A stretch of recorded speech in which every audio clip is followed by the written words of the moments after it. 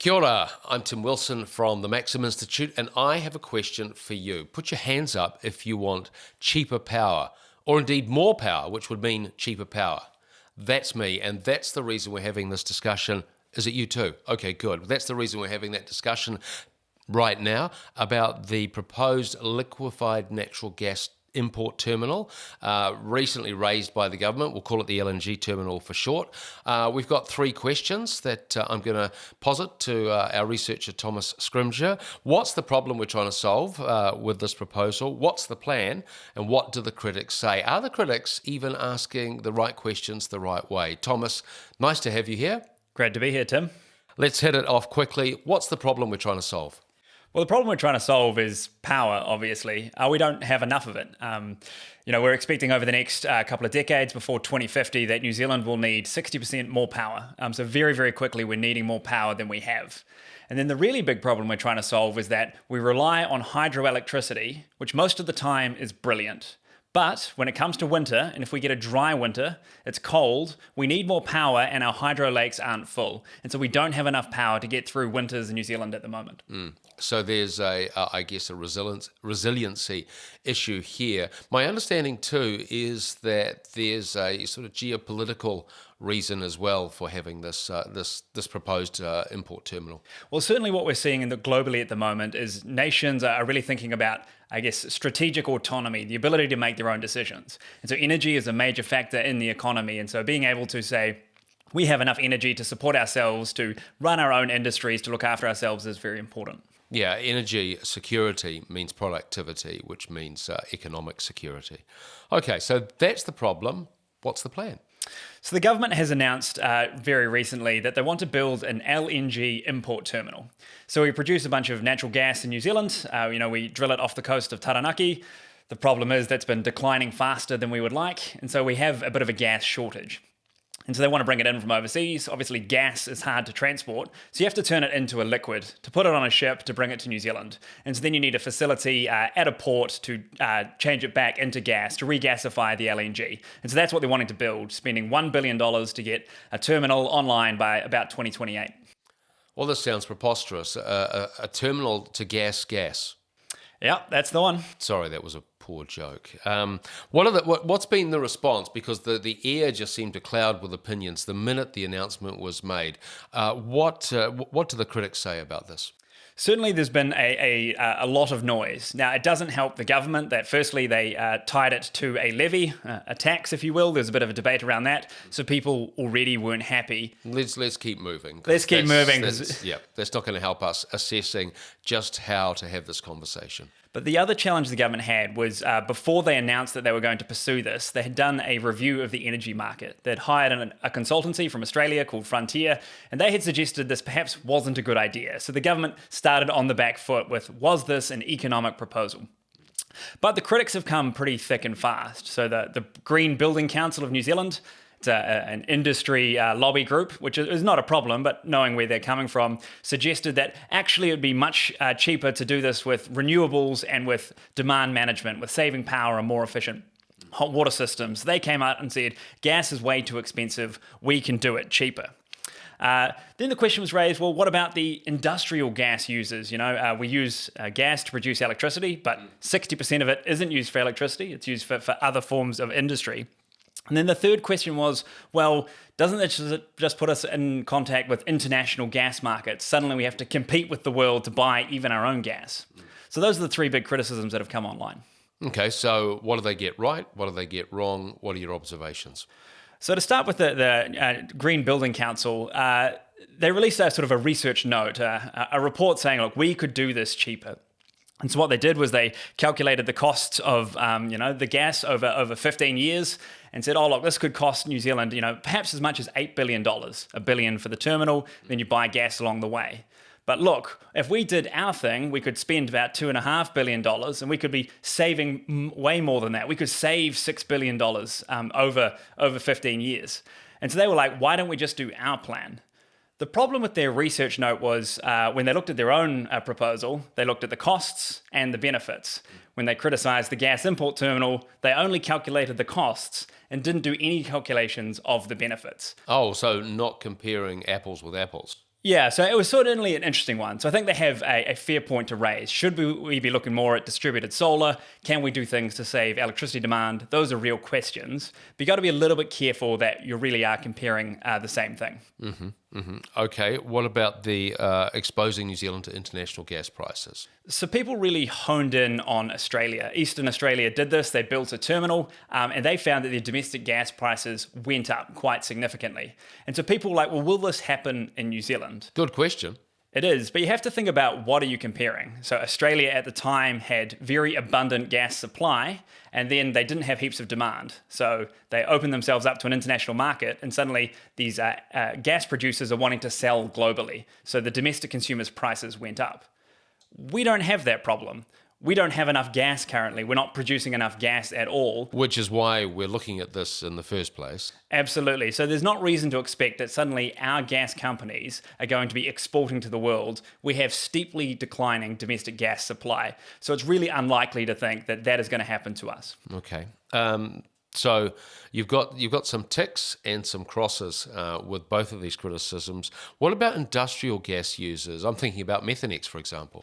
Yeah, so that's really the big question. So gas in New Zealand, about 30% is for electricity production, 10% home consumers, and then 60% is industrial gas users. So Methanex is the biggest one, and so they use it to produce methanol, right? You burn gas in the process. And so they have this really interesting arrangement where they essentially get a sweetheart deal on gas prices. The exchange for that is that when times are tough, when gas supply is tight, they have to press pause on all their operations. So last winter, it gets cold, gas supply is low, Methanex shut down operations for 7 whole weeks. Really, it's a complex part of our gas supply market is that these are a major player doing a lot of work, but there are kind of trade-offs. And so the critics would say, are the big gas consumers getting subsidized by this terminal that consumers are paying for? And what's your take on that? My take on that is it's a fair question because the government is proposing to fund it with this levy. That levy is only going on electricity companies, not on all users of gas. I'm sorry, Thomas. Apparently it's a tax. Yes, but so it is a fair kind of question to raise. But the flip side is that they did have to shut down for 7 weeks. It's a major interruption. The bigger question is that in about 2028, their deal may wrap up, and then will they leave operations in New Zealand behind? And so that would be a big disruption to our electricity market as well. Given there are questions and criticisms, how would you describe this proposal? I think it's an expensive insurance bill. The government has leaned very heavily on that language. Even in their cabinet paper, they've been talking about insurance for dry year risk. So if consumers in New Zealand are hoping that this is going to make their lives way cheaper, they're probably going to be disappointed. But the thing is, we have these real risks in a dry year that we need the lights to stay on, and New Zealand's electricity market is very fragile. So we're buying insurance and we don't have to feel good about it. Okay, well, I'm just going to pause and address our viewers, which is, it's actually not about cheaper power, it's just about the lights coming on. I'm sorry. As a consumer, though, and obviously as a voter, what's going to get my attention is, hey, I want cheaper power. This isn't really going to answer that, though, is it? Not in any way that's going to feel great. It should hopefully put a downward pressure on power prices because one of the factors in the cost is uncertainty. And what this does is provide certainty. So it might help a little bit, but it's not a silver bullet. Okay. In terms of the way that you watch this discussion evolve, what are we having the conversation in a way that's productive? What could we do better? What are your observations? I think energy markets are one of those things where the public debate is really poor. In part, fair enough, because electricity markets are really complicated. And so what you do is you get these stories that come out that just don't use terms in ways that really make sense. And to be fair to the journalists, sometimes the government reports do that as well. So my favorite example of this is the use of capacity, where that's the size of an electricity generating power plant. It could be solar, it could be wind, it could be hydro, it could be anything. What's the capacity? How big is it? And so what you'll do is you'll get these industry commentators or government reports talking about, we have built something that's 150 megawatts big. That's the size. And then, well, this 150 megawatts thing is cheaper than that 150 megawatts thing. Why don't we go for the cheaper one? And the problem is, of course, is that not all types of power generation are created equal. So if you have something, let's go for round numbers, 100 megawatts. If it's a solar plant that is 100 megawatts, it will probably be producing over its life about 12 to 20% of that 100 megawatts. If it's wind, it'll be producing about 35% of. So this is not a useful measure because in actuality, the actual production is much lower.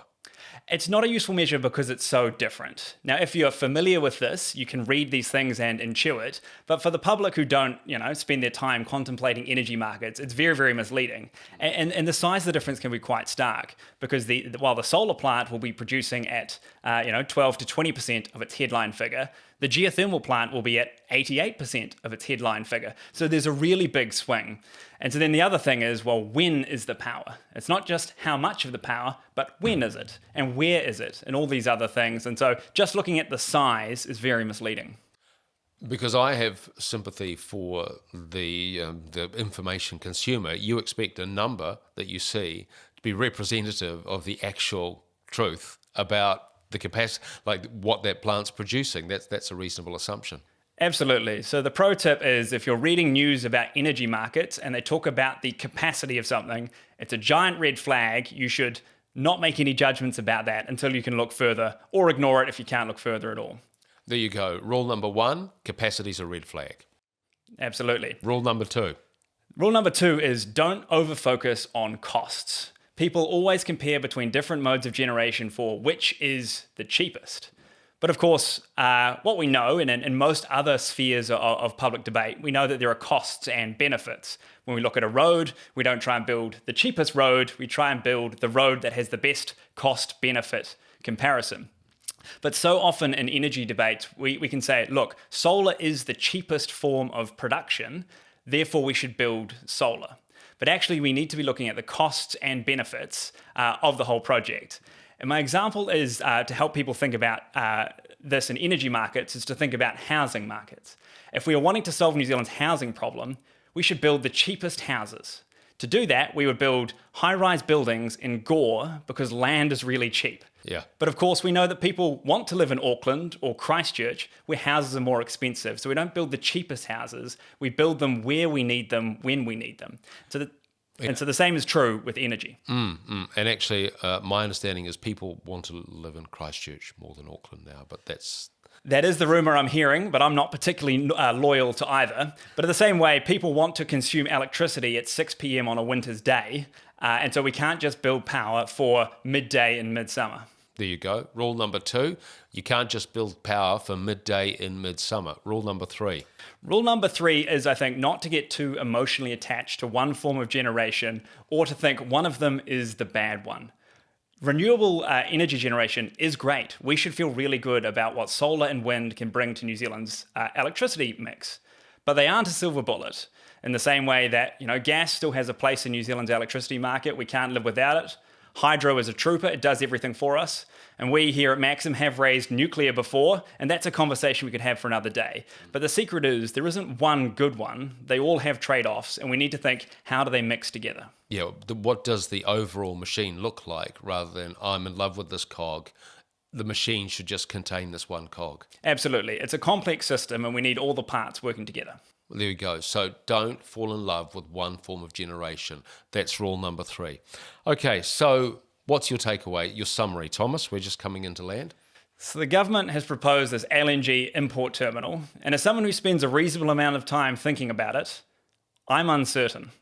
And I think that's okay. People have really waded in straight away with this debate with really confident opinions. This is brilliant, we're being bailed out of a crisis, or this is a disaster, they are locking us into expensive costs for an old-fashioned system. I've spent a lot of time reading and thinking and contemplating the arguments, and I'm offering you a giant, I'm not sure. We'll see. We'll see. And there you go, 15 minutes to get to a question mark, but hopefully we've helped you get an idea of how to think about it. We don't want to tell you here what to think at Maxim. We want to help you with how to think. Thanks for watching.